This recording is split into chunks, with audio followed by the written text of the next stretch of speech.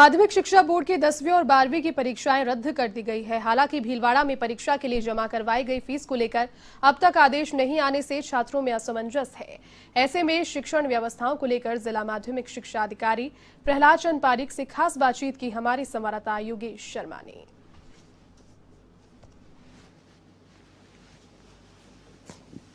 Corona महामारी के चलते सीबीएसई के साथ साथ राजस्थान ने भी राजस्थान माध्यमिक शिक्षा बोर्ड की 10वीं और 12वीं की परीक्षाएं निरस्त कर दी हैं, रद्द कर दी हैं।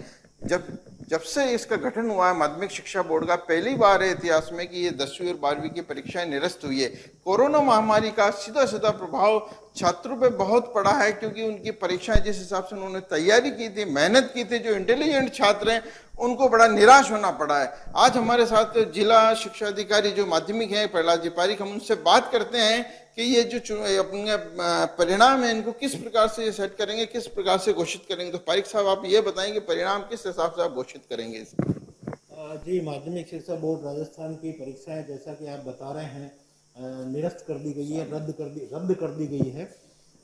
हमारे यहाँ पर बोर्ड में 63,305 बच्चे भीलवाड़ा जिले से इस परीक्षा में शामिल हो रहे थे, जिसमें से 38,000 से अधिक बच्चे हमारे सेकेंडरी के और 24,000 से अधिक बच्चे हमारे हायर सेकेंडरी के इस परीक्षा में शामिल होने वाले थे। और हमने इसके लिए 180 सेंटर पर अपनी पूरी तैयारी कर रखी थी। लेकिन चूंकि कोरोना महामारी की वजह से और बच्चों के स्वास्थ्य को देखते हुए राजस्थान सरकार और माध्यमिक शिक्षा बोर्ड और शिक्षा विभाग ने निर्णय लिया है कि इस वर्ष हम बोर्ड की परीक्षाओं का आयोजन नहीं करेंगे।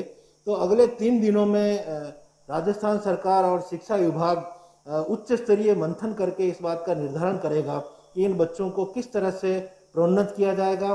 शाला दर्पण पे जो हमारे मॉड्यूल बने हुए हैं उसमें इनकी जो कक्षोन्नति है वो किस प्रकार से की जाएगी और किस तरह से हम इन बच्चों को आगे क्रमोन्नत करेंगे, ये निर्णय 3 दिन में होने वाला है।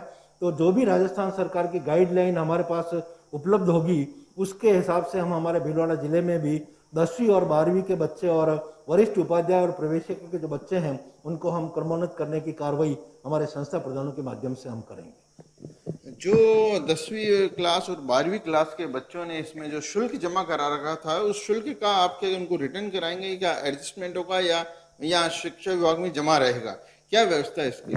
इस मामले में उच्च स्तर पर मंथन हो रहा है और हम हमारे सम्मानीय डायरेक्टर साहब से और माध्यमिक शिक्षा बोर्ड से इस संबंध में मार्गदर्शन मांगेंगे कि जिन बच्चों का ये शुल्क लिया गया है या ये वो समायोजित होगा या उनको पुनः दिया जाएगा, ये सारी चीज़ें हम बात करने के बाद ही और जैसा भी हमारे उच्चाधिकारियों का निर्देश होगा उसके हिसाब से हम इसका निर्णय करेंगे और उसके हिसाब से भी हम उन बच्चों को ये लौटाएंगे।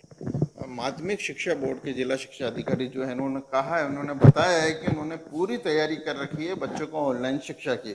अब चिकित्सा विशेषज्ञों की बात करें तो जो हम तीसरी लहर की बात कर रहे हैं तो उसमें सबसे ज्यादा प्रभाव बच्चों को पड़ना है, बच्चों के ऊपर पड़ना है। तो इसीलिए अभी जो स्कूलें हैं वो सब बंद कर रखी हैं और पूरा बोर्ड इस तरह वो जानने की कोशिश कर रहा है कि बच्चों को कम से कम नुकसान पहुंचाएं, ऑनलाइन शिक्षा को बढ़ावा दें।